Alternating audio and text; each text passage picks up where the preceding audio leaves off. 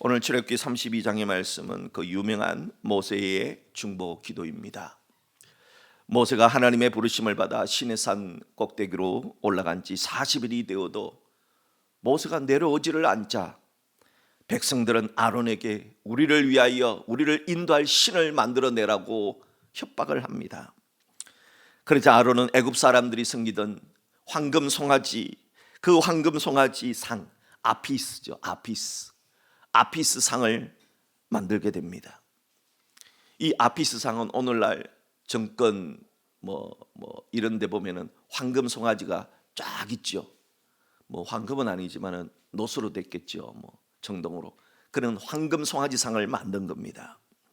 돈의 신이죠. 이걸 하나님이 보시고 진노하사 이스라엘 백성들을 진멸하려고 했던 겁니다. 그때 모세는 중보기도 합니다. 모세의 기도를 통해서 하나님의 뜻을 돌이키셨다 하는 말씀입니다. 오늘 이 말씀이 충격적인 것은 최초의 대제사장 직분을 맡은 모세의 형 아론이, 최초의 대제사장 아론이 백성들의 손에서 금을 받아서 그것도 송아지 우상을 만들었다는 사실이 충격적입니다. 백성을 말려야 될 아론이, 백성들을 그렇게 하면 안 된다고 금지시켜야 될 아론이 그렇게 했다는 겁니다.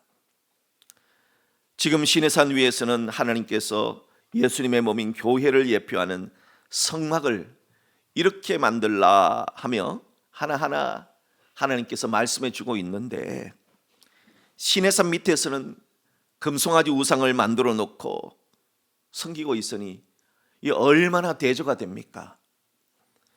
오늘 이런 사건을 성경에 기록한 이유가 뭘까요? 이것은 반면교사 삼으라는 겁니다. 인간은 조금만 하나님의 말씀에서 떠나면은 해이해집니다. 제발 좀 반면교사 삼고 이렇게 하지 말라는 겁니다. 이스라엘 백성들은 하나님 대신 황금 송아지 우상을 세워놓고 그 송아지 우상에게 번제를 드립니다. 쌓아놓고 번제를 드립니다. 하나님이 있어야 할 그 자리에 송아지 우상을 세워놓고 화목제를 드립니다. 사람들은 오늘날 돼지대가리 앞에서 절을 하지요. 고사지랭가하고 똑같잖아요. 그리고 먹고 마시고 일어나서 뛰놉니다. 고사지랭가하고 비슷하지요.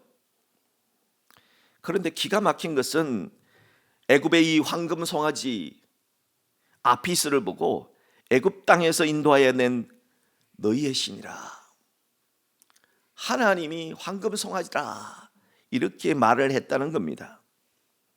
누가요? 아론이요. 이런 아론과 같은 지도자가 타락하면은 이런 일이 일어날 수 있다는 것을 가르쳐 줍니다. 최고 지도자가 타락하면은 이렇게까지 망가집니다. 결국 이 송아지 사건으로 인해서 하나님은 이스라엘 백성들을 출애굽 1세대를 다 죽여버리시겠다 합니다. 다 진멸시켜버리겠다 합니다.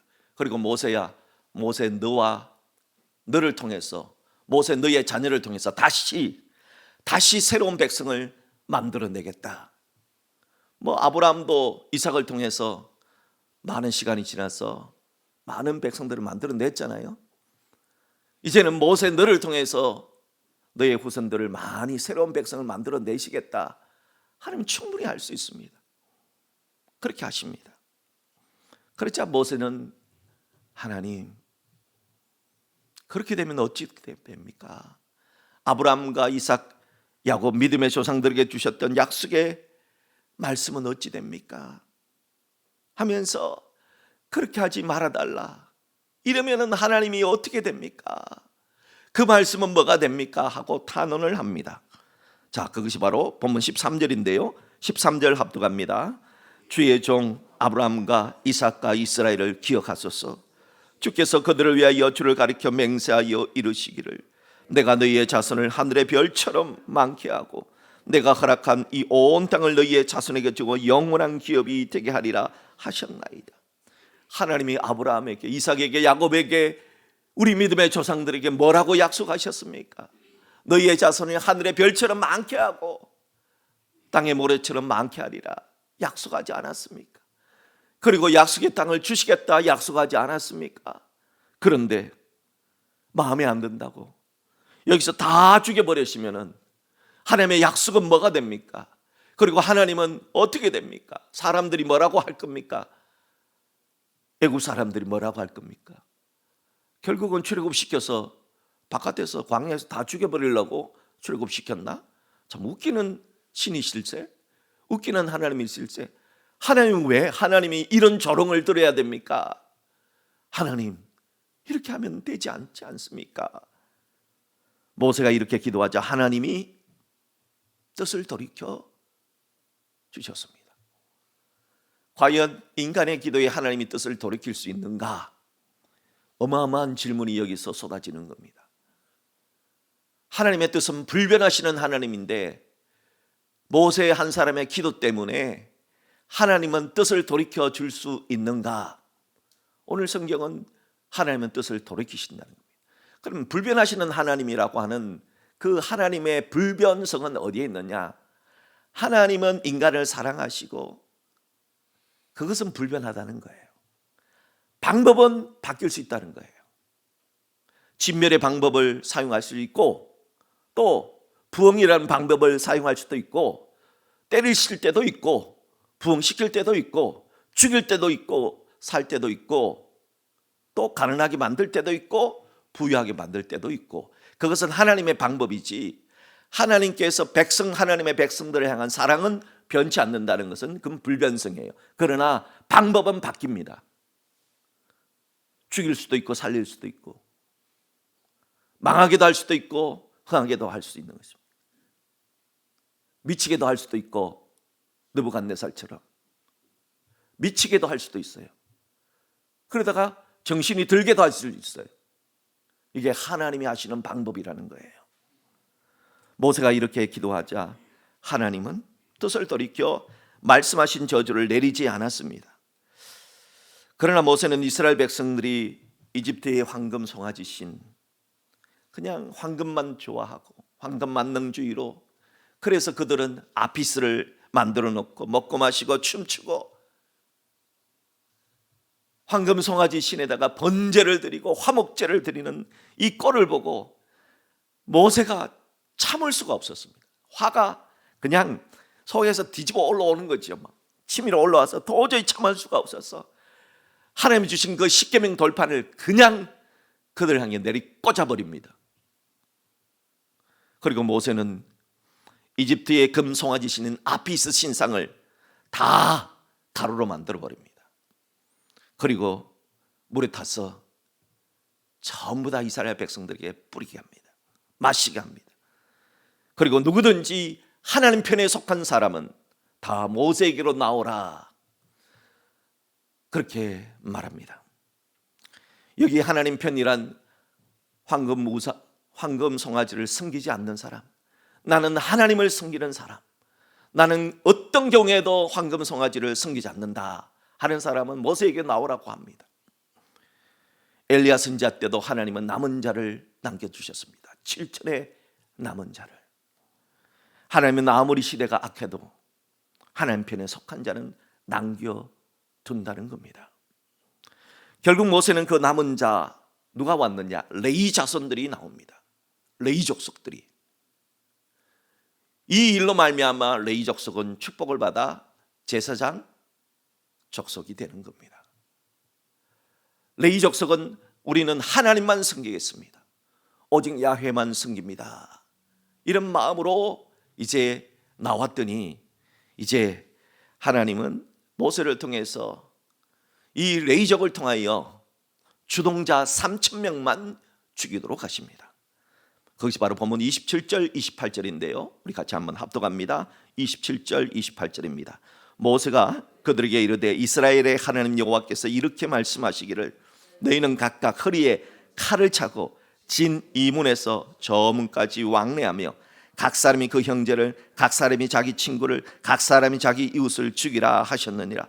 레위 자손이 모세의 말대로 행하며 이날의 백성 중에 3,000명 가령이 죽임을 당하니라. 하나님은 황금 송아지 우상을 숨겼던 사람들이 수십만 명이 넘을 겁니다. 아마 수백만이 될 겁니다. 그런데 그 가운데 3,000명만 죽이라는 겁니다. 레이족을 통해서. 그 3,000명은 누구냐? 주동자들입니다.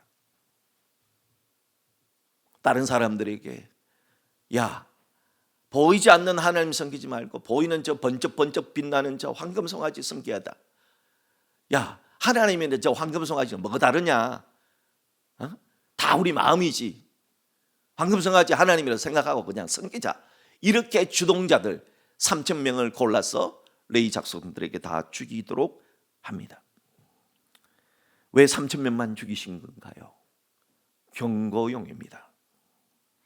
여기서 우리들이 놓쳐서는 안 되는 진리는, 자, 하나님이 3,000명을 죽인 거 여기에다가 초점을 맞춰서 야, 3,000명 죽이는 하나님은 무서운 하나님, 자기 말 안 들으면 불순종하면 다 죽이는 하나님, 이렇게 성경을 해석하면은 이 성경을 잘못 해석해도 한참 잘못 해석하는 거예요. 이 말씀이 우리에게 주시는 것은 본래는 다 죽어야 됩니다. 다 죽어야 마땅합니다. 그런데 3,000명 주동자만 죽이고 나머지는 살려두셨다. 그러면 나머지 죽지 않은 사람들은 죄가 없는 자입니까?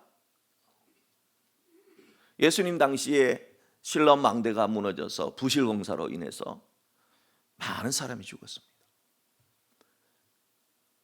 여러분, 우리나라에도 얼마나 삼풍 백화점 붕괴 사건, 그러면 또 여기 저 성수대교가 무너져서 많은 사람이 죽었습니다. 그러면 그 사람들은 죄가 있어서 죽고, 그러면은 다른 사람은 죄가 없어서 안 죽은 겁니까? 예수님이 뭐라고 합니까?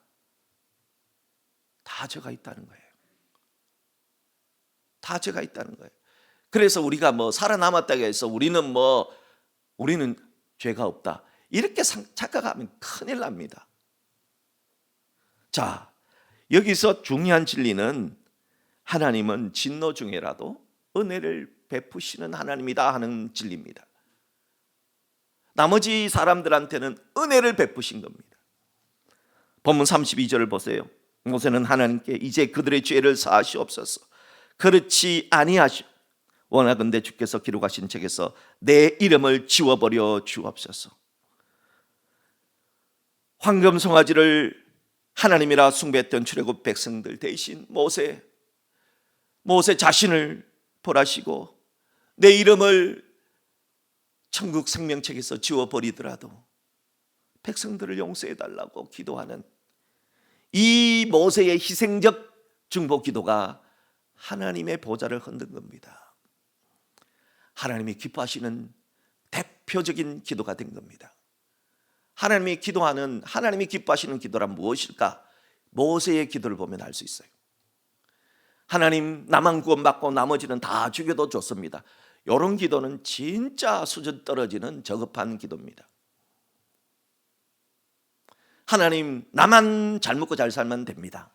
다른 놈들은 상관없습니다. 이런 기도는 정말 수준 떨어지는 기도입니다.